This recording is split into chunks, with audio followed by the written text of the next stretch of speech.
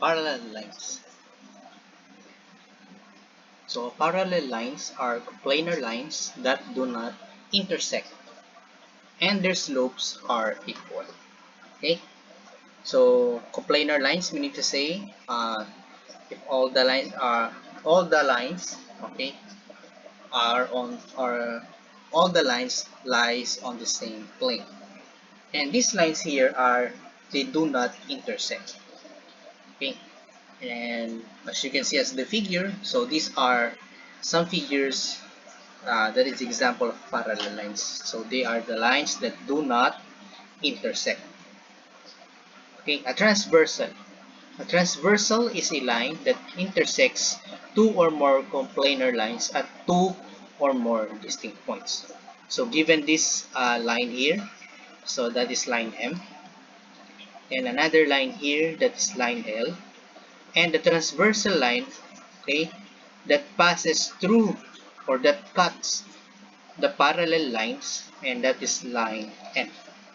Line N is the transversal line. Okay. By cutting, okay, parallel lines cut by transversal, okay, by cutting the parallel lines, okay, 8 angles are formed, okay. So angle 1, angle 2, angle 3, angle 4, angle 5, angle 6, angle 7, and angle 8 are formed, okay, by a transversal line. Now, so what are these angles formed by parallel lines cut by a transversal? So we have the corresponding angles from the word corresponds, okay, corresponding angles. Angle 1 corresponds to angle 5. So they are pair of corresponding angles. Angle 3 corresponds to angle 7, and they are pair of corresponding angles.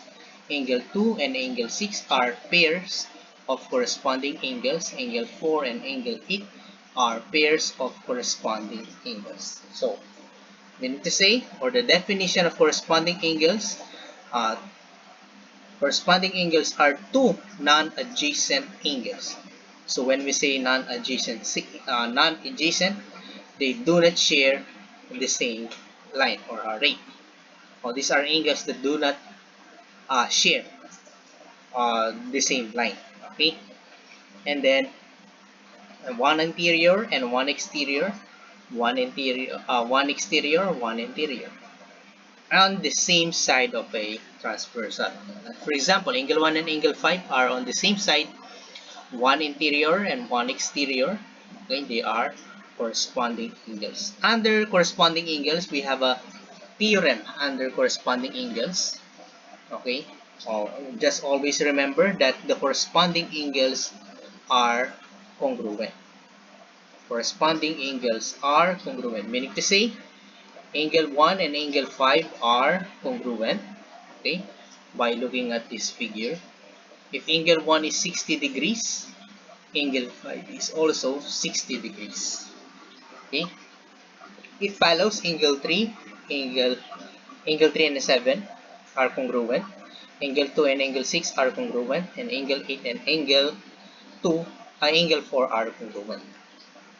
Okay, just always remember, corresponding angles are congruent. Okay, the next angle, we have the alternate interior angles from the word itself, alternate, and they are in the interior angles. Okay, so what are these pair of interior angles? Alternate interior angles.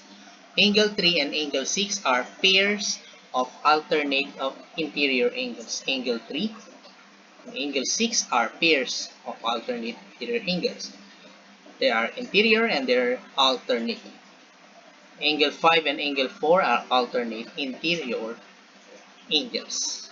Okay, so the definition is also these alternate interior angles are two non-adjacent interior angles on opposite sides of the transversal. So they are in the opposite sides of a transversal. Okay, So in this theorem, the parallel alternate interior angles theorem tells you that the alternate interior angles are congruent. So those pairs of alternate interior angles are also congruent. So meaning to say, if angle 3 is 20 degrees, it follows angle 6 is also 20 degrees because they are pairs of alternate interior angles. And alternate interior angles are congruent. Next, the third one, we have the alternate exterior. Previously, we have an alternate interior. Now, we have the exterior. So, the alternate exterior angles, okay, these are also non-adjacent angles. Meaning to say, they do not share the same line or array. Okay?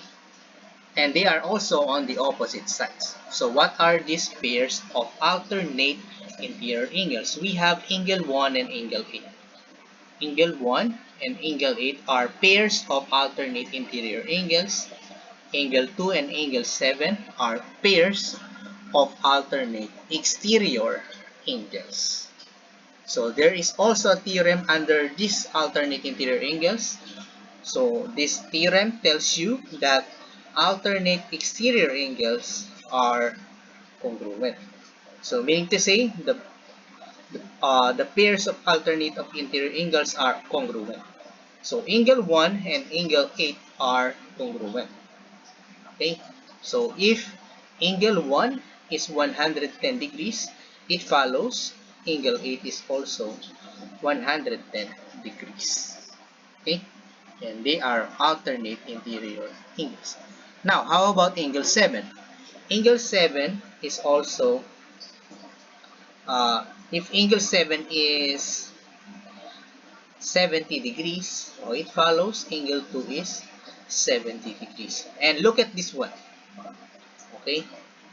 Angle 1 and angle 2 are supplementary angles. Okay? Just always remember.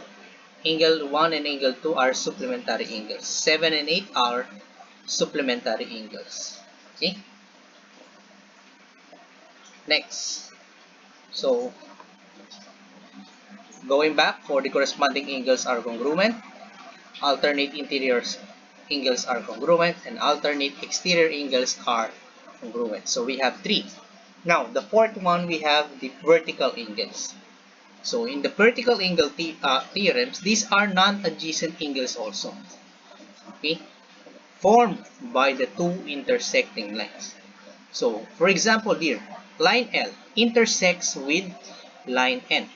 So, we have four vertical angles. And these four vertical angles or pairs of vertical angles, we have angle 1 and angle 4 are pairs of vertical angles. So, meaning to say, angle 1 and angle 4 are pair of vertical angles. It follows angle 3 and angle 2 are pairs of vertical angles.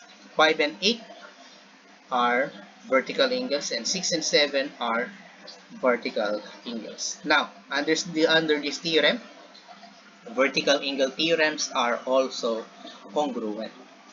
So, if angle 1 is 120 degrees, it follows angle 4 is also 120 degrees.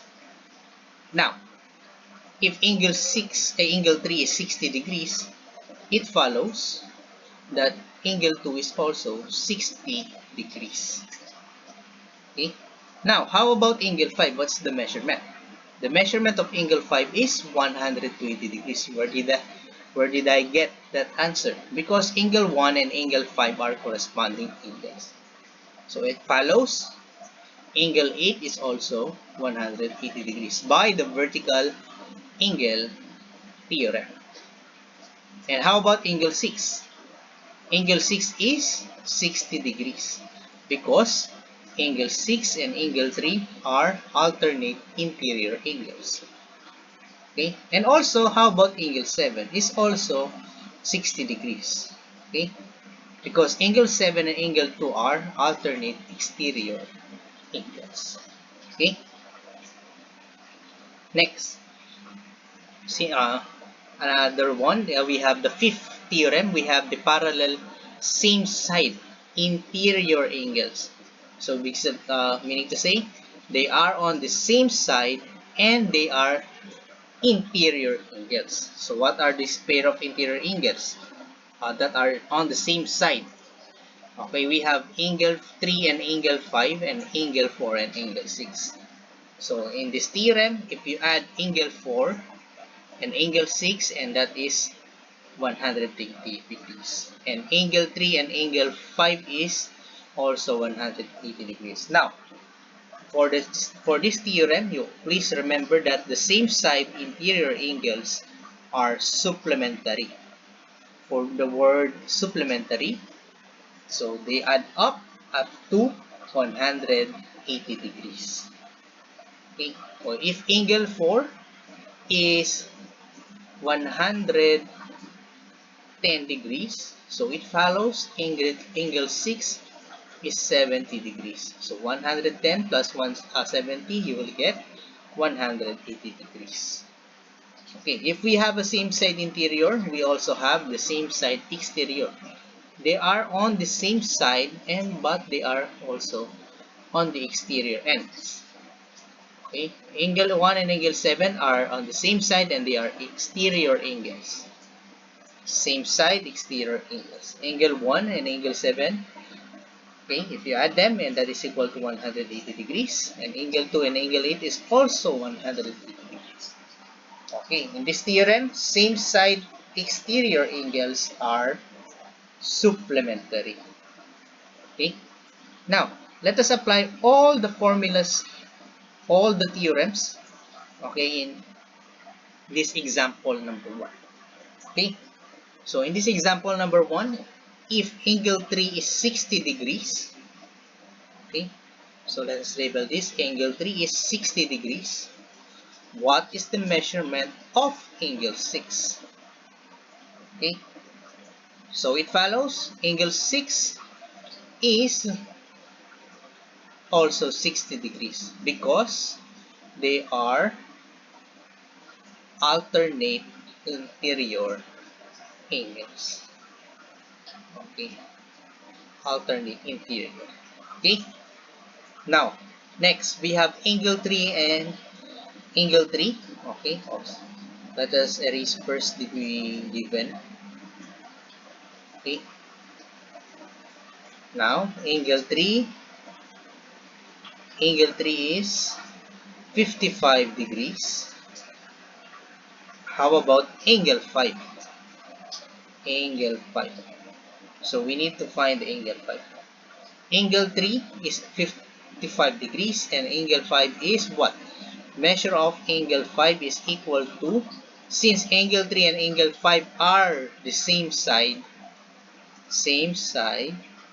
interior angles. Okay, so if we add measure of angle 3 and angle 5, that is equal to 180. So in order to get the measure of angle 5, we need to subtract 55 from 180 degrees. So that is 180 minus,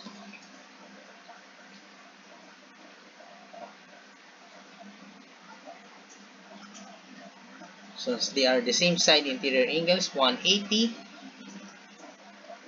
I'm sorry,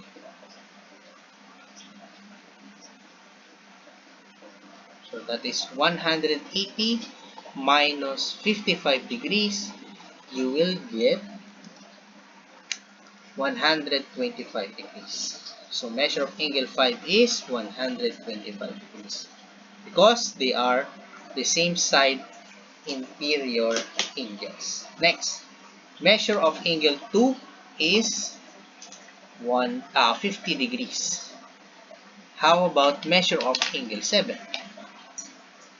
Okay, measure of angle 7 is equal to 50 degrees. So how did I get it? Because angle 2 and angle 7 are alternate exterior angles. Okay, and alternate exterior angles are congruent. Next, this one we have letter D. measure of angle 1 is 120 degrees. So let us find the measure of angle 4. And now, measure of angle 4 is 120 degrees because they are vertical angles. Okay? And vertical angles are congruent. How about measure of angle 8? Okay, in this letter E. Measure of angle 8 is 110 degrees. Okay, what is the degree measure or what is the measurement of angle 4? Okay, since 110 degrees is angle 8, the measure of angle 4 is also 110 degrees. Okay, because they are corresponding angles. Okay. Next, letter F. Letter F is measure of angle 7 is 100 degrees. So you need to find the measurement of angle 1. Okay. Angle 1 and angle 7 are the same side exterior angles. So in order to find the measurement of angle 1, since they are the same side exterior, okay, they are same side exterior, okay, so that is 180 minus 100, so that is equal to 80 degrees. So measure of angle 1 is 80 degrees. Okay. Now, how about this one? An example number 2.